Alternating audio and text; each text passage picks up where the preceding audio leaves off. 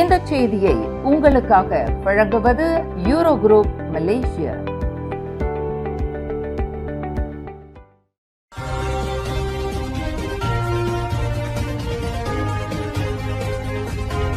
வணக்கம். திசைகளின் 5 மணி செய்திகள். EPF உறுப்பினர்களுக்கு மீண்டும் 6 விழுக்காடு லாப ஈவு, நிபுணர்கள் உற்சாக கணிப்பு. ஊழியர் சேமநிதி வாரியமான EPF 2026 ஆண்டிலும் உறுப்பினர்களுக்கு சுமார் 6% லாப ஈவு வழங்கும் நிலையில் இருப்பதாக பொருளாதார நிபுணர்கள் நம்பிக்கை தெரிவித்துள்ளனர். இந்த ஆண்டின் முதல் 6 மாதங்களில் EPF-இன் முதலீட்டு வருமானம் 48% அதிகரித்து 5,750 கோடி ரிங்கெட்டாக உயர்ந்துள்ளது. கடந்த ஆண்டு இதே காலகட்டத்தில் இது 3,892 கோடி ரிங்கெட்டாக இருந்தது. இரண்டாவது காலாண்டில் மட்டும் முதலீட்டு வருமானம் 44% உயர்ந்து 2,977 கோடி ரிங்கிட்டை எட்டியுள்ளது. இதில் பங்குச்சந்தை முதலீடுகள் மிகப்பெரிய பங்களிப்பை வழங்கியுள்ளன. நிபுணர்களின் கணிப்புப்படி முதல் 6 மாதங்களின் வலுவான செயல்திறன் முழு ஆண்டிற்கும் நல்ல அடித்தளத்தை அமைத்துள்ளது. எனினும் ஆண்டின் இரண்டாம் பாதியில் உலக சந்தை நிலவரம், மத்திய கிழக்கு பதற்றம், அமெரிக்காவின் பாதுகாப்பு, வர்த்தக கொள்கைகள் மற்றும் வட்டி விகித மாற்றங்கள் போன்றவை சந்தைகளில் ஏற்ற இறக்கத்தை ஏற்படுத்தக்கூடும் என எச்சரிக்கப்பட்டுள்ளது. பெரிய அளவிலான சந்தை சரிவு ஏற்படாத பட்சத்தில் 2026 ஆண்டிற்கான EPF லாப ஈவு 5.5 முதல் 6% வரை இருக்கும் என நிபுணர்கள் கணித்துள்ளனர். கடந்த 2025 ஆண்டிற்கான EPF லாப ஈவு 6.15% இருந்தது. மலாக்கா மாநில தேர்தலில் குறைந்தது 15 விழுக்காடு வாக்காளர் ஆதரவை பெறுவதே பர்சமா கட்சியின் இலக்கு என்று அதன் தலைவர் ரவிசி ரம்லி தெரிவித்துள்ளார். புதிய அரசியல் மாற்றத்தை விரும்பும் வாக்காளர்களின் ஆதரவை பெறும் வகையில் கட்சி தீவிரமாக களப்பணியில் ஈடுபட்டு வருவதாக அவர் கூறினார். மலாக்காவில் 15 விழுக்காடு ஆதரவை பெற முடிந்தால் அது பர்சமா கட்சியின் வளர்ச்சிக்கும் அடுத்த பொது தேர்தலை எதிர்கொள்ளும் அரசியல் பலத்திற்கும் முக்கிய அடித்தளமாக அமையும் என ரவிசி நம்பிக்கை தெரிவித்தார். மக்களின் நம்பிக்கையை வென்று தேசிய அளவில் கட்சியின் ஆதரவை மேலும் விரிவுபடுத்துவதே பர்சமாவின் நீண்டகால நோக்கம் என்றும் அவர் குறிப்பிட்டார். தென் தாய்லாந்தின் பட்டானி, யாலா மற்றும் நாராத்திவாட் பகுதிகளில் நேற்றிரவு ஒரே நேரத்தில் நடைபெற்ற தொடர் குண்டு வெடிப்புகள் மற்றும் தீ வைப்பு தாக்குதல்கள் பெரும் பதற்றத்தை ஏற்படுத்தியுள்ளன. குறைந்தது 12 இடங்களில் இந்த தாக்குதல்கள் நடத்தப்பட்டதாக தகவல்கள் தெரிவிக்கின்றன. பாதுகாப்பு படையினர் உஷார்படுத்தப்பட்டுள்ளதுடன் முக்கிய பகுதிகளில் கண்காணிப்பும் தீவிரப்படுத்தப்பட்டுள்ளது. இதனைத் தொடர்ந்து நாராத்திவாட் மாநிலத்தில் நேற்று இரவு நேர ஊரடங்கு அமல்படுத்தப்பட்டுள்ளது. இரவு 9 மணி முதல் அதிகாலை 5 மணி வரை மக்கள் வீடுகளை விட்டு வெளியே வர தடை விதிக்கப்பட்டுள்ளது.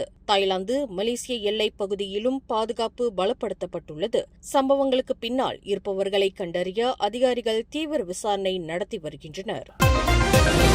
மத்திய அரசுக்கும் சபா சரவா மாநில அரசுகளுக்கும் இடையிலான உறவு தொடர்ந்து வலுப்படுத்தப்படும் என்று பிரதமர் டத்தோஸ்ரீ அன்வார் இப்ராஹிம் தெரிவித்துள்ளார். மலேசிய ஒப்பந்தம் 1963 அடிப்படையில் சபா சரவாக்கின் உரிமைகள் மற்றும் தேவைகளுக்கு மத்திய அரசு தொடர்ந்து முக்கியத்துவம் அளித்து வருவதாக அவர் கூறினார். இரு மாநிலங்களின் வளர்ச்சி, அடிப்படை வசதிகள் மற்றும் மக்களின் நலனுக்காக கூட்டாட்சி அரசும் மாநில அரசுகளும் நெருக்கமாக இணைந்து செயல்படுவது அவசியம் என்றும் பிரதமர் வலியுறுத்தினார்.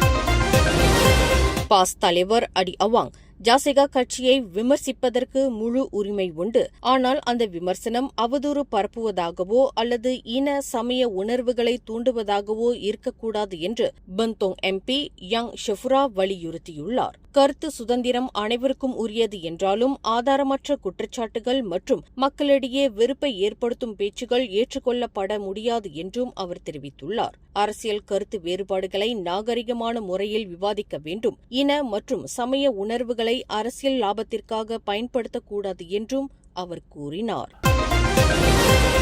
மலேசியாவில் இலக்கு அடிப்படையிலான டீசல் மானிய முறையில் மேற்கொள்ளப்படும் மேம்பாடுகள் தொடர்பான முக்கிய அறிவிப்பு 1 மாதத்திற்கும் குறைவான காலத்தில் வெளியிடப்படும் என உள்நாட்டு வர்த்தகம் மற்றும் வாழ்க்கை செலவின அமைச்சர் டத்தோ அர்மிசான் முகமது அலி தெரிவித்துள்ளார். இதற்கு முன்பு 1 முதல் 2 மாதங்களுக்குள் அறிவிப்பு வெளியாகும் என எதிர்பார்க்கப்பட்ட நிலையில் தற்போது அதைவிட விரைவாக நடவடிக்கை எடுக்கப்படும் என அவர் நம்பிக்கை தெரிவித்தார்.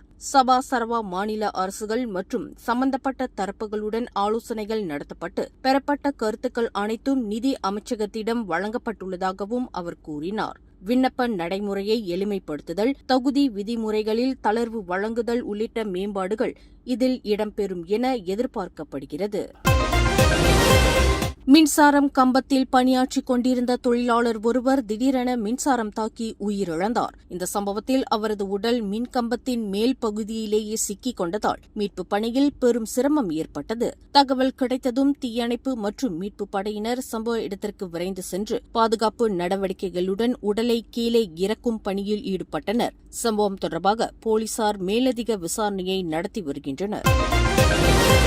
2027ஆம் ஆண்டுக்கான பட்ஜெட் மக்களின் வாழ்க்கை செலவு சுமையை குறைப்பதிலும் நாட்டிற்கு புதிய முதலீடுகளை ஈர்ப்பதிலும் முக்கிய கவனம் செலுத்தும் என்று தகவல் தொடர்பு அமைச்சர் டத்தோஸ்ரீ ஃபாமி ஃபசீல் தெரிவித்தார். கோலாலம்பூரில் நடைபெற்ற கும்பாரா ஜலோர் கமிலாங் நிகழ்ச்சியை தொடக்கி வைத்த தகவல் தொடர்பு அமைச்சர் டத்தோஸ்ரீ ஃபாமி ஃபசீல் பின்னர் செய்தியாளர்களிடம் பேசினார். மக்களின் நலனை பாதுகாப்பதுடன் வேலை வாய்ப்புகளை அதிகரிப்பதற்கும் பொருளாதார வளர்ச்சியை வலுப்படுத்துவதற்கும் பட்ஜெட் 2027 வழிவகுக்கும் வகையில் திட்டமிடப்படும் என்றும் அவர் கூறினார். அரசாங்கத்தின் வளர்ச்சி திட்டங்களும் மக்களின் அன்றாட வாழ்க்கை செலவை குறைக்கும் முயற்சிகளும் இந்த பட்ஜெட்டில் முக்கிய இடம்பெறும் என எதிர்பார்க்கப்படுகிறது என்று ஃபாமி குறிப்பிட்டார். மேலும் செய்திகளை தெரிந்து கொள்ள கீழே இருக்கும் பெல் பட்டனை அழுத்துங்கள். உங்கள் மகிழ்ச்சியை வெளிப்படுத்த லைக் மற்றும் ஷேர் செய்யுங்கள். தொடர்ந்து திசைகளோடு இணைந்திருக்க சப்ஸ்கிரைப் செய்யுங்கள்.